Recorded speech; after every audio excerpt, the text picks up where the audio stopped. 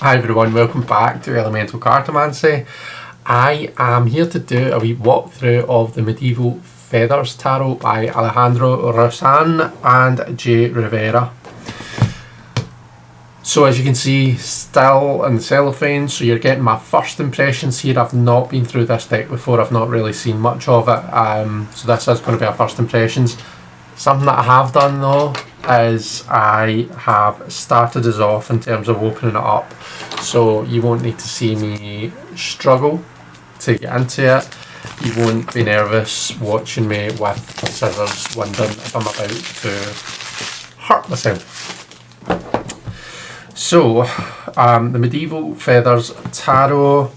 So on the back it says, "Messages from heaven. In the realm of dreams, the boundaries of time are unclear. The hidden becomes seen and desires can be welcomed into reality. Here, feathers of fate meld with medieval imagery, and profound insight unfolds in an elegant tapestry of self-reflection and divination. With layers of symbolism and nuance that pay homage to their antique predecessors, this exquisite set is a rich portal into understanding the intricacies of the major and minor arcana."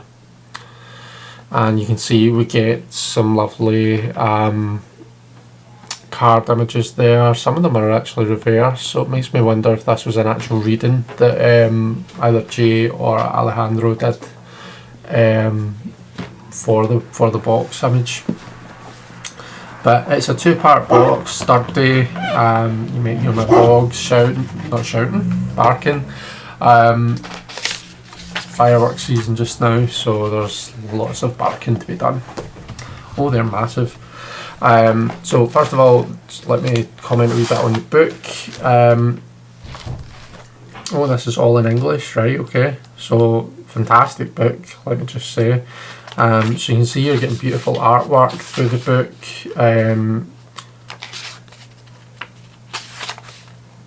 So author's acknowledgement, illustrator's acknowledgement, and then messages from heaven. So a wee bit of a context, backstory, I guess. The inspiration. So, and then some information on the tarot and how to use it and whatnot. Interpretive techniques using the numbers. Oh, so we have a bit of numerology there. So new beginnings, opportunity, potential, balance, partnership, duality, creativity, structure, stability, manifestation, change, instability, conflict, communication, cooperation and harmony, reflection, assessment and knowledge, mastery, action, accomplishment, fruition, attainment, fulfillment, and then completion, end of the cycle, renewal. This is like my numerology exactly. This is exactly how I read the numbers, more or less. Usually when I read someone else's, it kind of most of it aligns. You know, there's the usual, like the aces are always like new beginnings and stuff, but there's always like as soon as we start getting to the 6, 7, 8 and 9 and 10, that's when I feel lots of people start to differ. But this is like really resonates with me. So yeah, I really like that. And there's even more using the suits. Quartz, it's telling us about the quartz as well. Perfect. Over even like different colours used in the deck. Some spreads.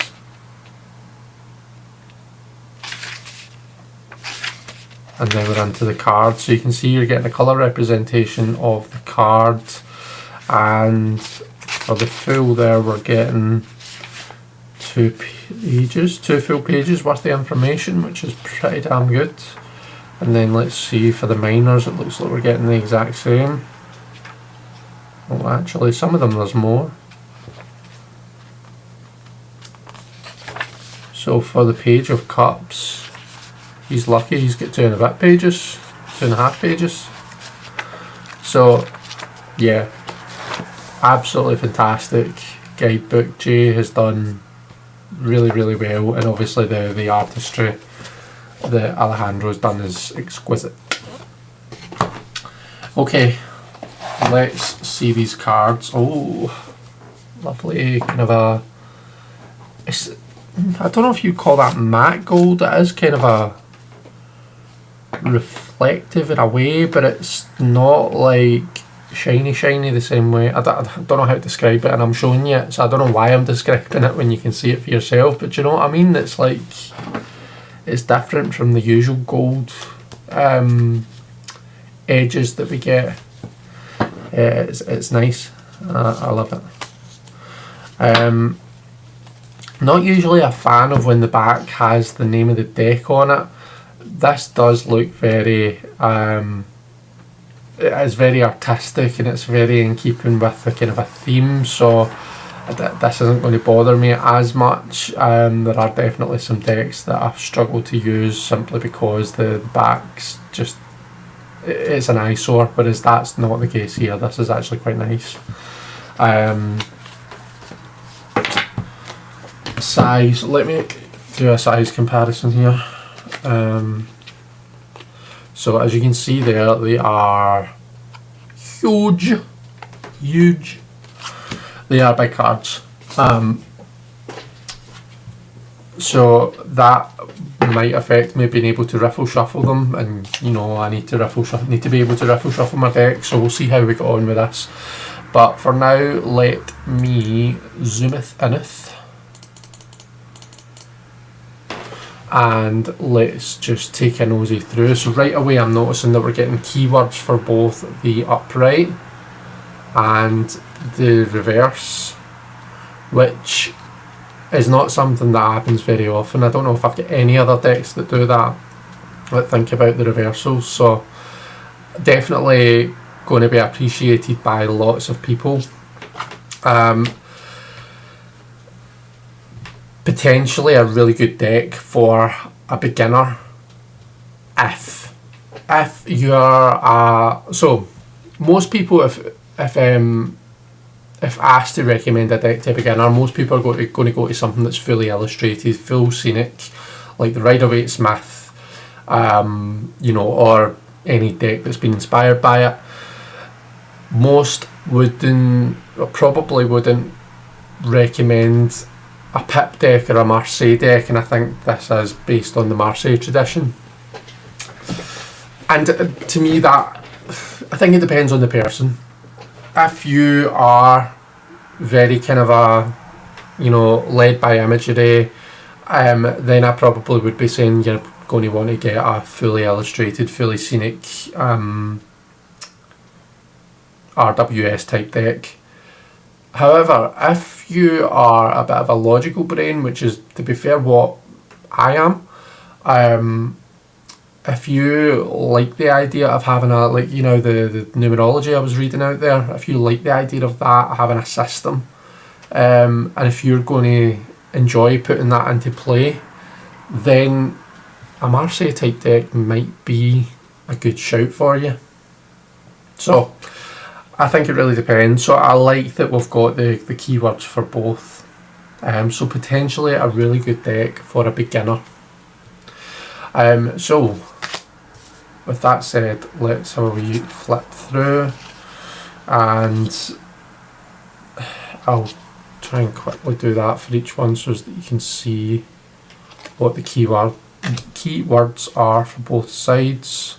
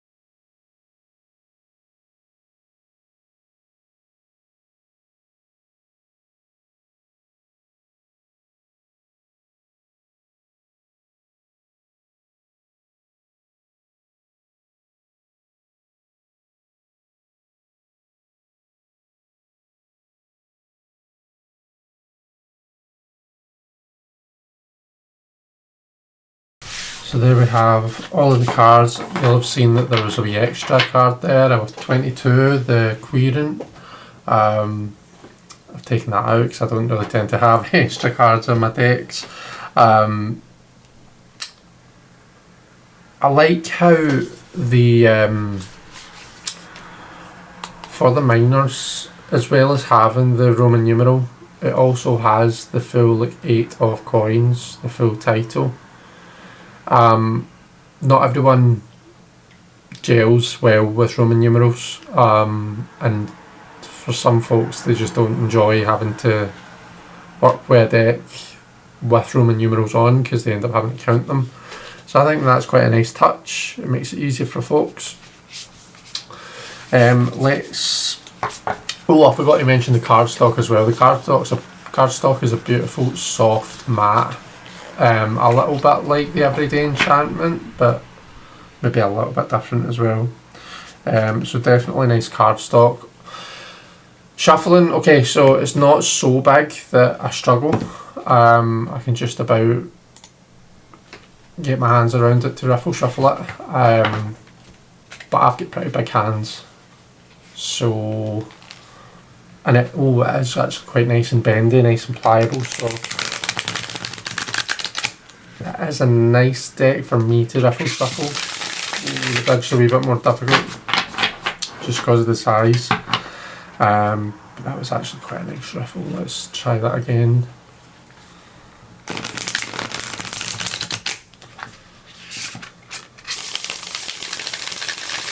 Oh, that was a good one. Okay, I like to do a wee sample reading, so let's see what we get.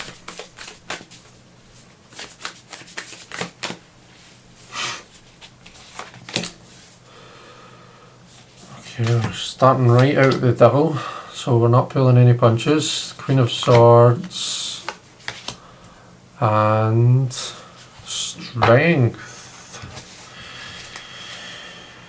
Okay, the Devil for me is all about our desires and all the places that our desires can lead us to, everything that can result from our desires.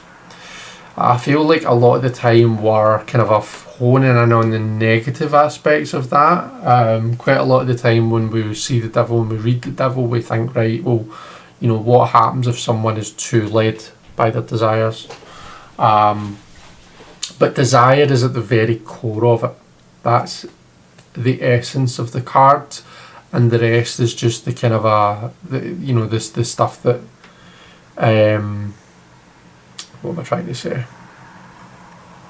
Like the knockoff from that, like the how that plays out in everyday life.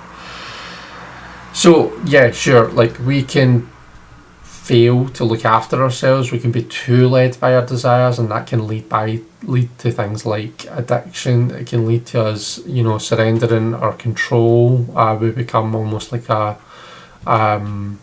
slave to our desires. That sure can be the case, but if properly channeled, our desires can also lead us to do great things, amazing things, things that, you know, otherwise couldn't be achieved. And everything comes down here to the Queen of Swords. So whatever it is that we're doing, whatever we're going to do, we need to apply logic, reason, wisdom, thought. The Queen of Swords is nothing if not wise and responsible. I think that's her big thing for me. The Queen of Swords is the kind of person who expects someone to take responsibility for their own decisions, for their own learning, because remember, swords is the mind and we're always learning with our mind. So we take responsibility for our own kind of education and learning, but we also take responsibility for our decisions. Where do we end up? Strength. So we end up in a place of power. Just looking at the keyword there, I know I've not really focused much on the keywords here, but I've kind of I tend to, when you've been reading cards a while, you tend to have your own way of reading them, and then you might bring in like different aspects of like keywords and whatnot. But anyway, So if we can apply that strong sense of kind of a logic reason, if we can think things through, if we can make a plan for what it is that we desire, what it is that we really really want, then we can end up in a place of strength, in a place of control, in a place of, you know, empowerment. Notice what happened. What would have been the case if this was upside down though? Uncontrollable. Okay, so without the without having a plan in place, without being in a really good position, let's see what. So if we are maybe too defensive about things, if we're maybe not taking responsibility, if we're maybe lashing out and finding someone else to blame, then that's what leads to things being uncontrollable. But we're not going to do that. We're going to be the Queen of Swords, upright. We're going to have a good plan in place. We're going to think about things. We're going to think things through. And we are going to end up in a place of empowerment. So that's the reading from these cards.